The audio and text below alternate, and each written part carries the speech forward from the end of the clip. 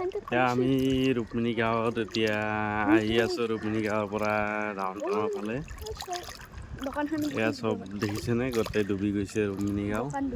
ৰুক্মিণী গাঁৱৰ ঘৰ দুৱাৰ পুখুৰী চব গাড়ী চব ডুবি গৈছে। আৰু আমি এতিয়া আহি আছোঁ। কালি মই ল'ৰাটোক টিউশ্যনত থৈ গৈছিলোঁ।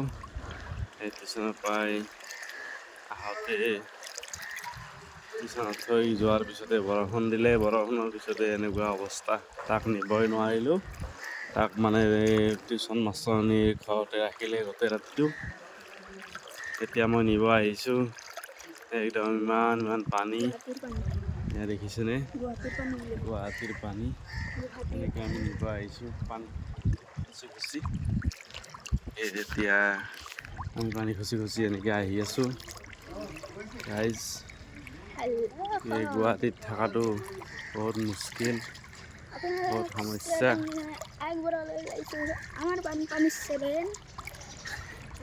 দেখিছে, আমাৰ হৃদয়ৰ মাকে ফোন কৰি আছে। ফোনটো এতিয়া মই ৰিচিভ কৰিম।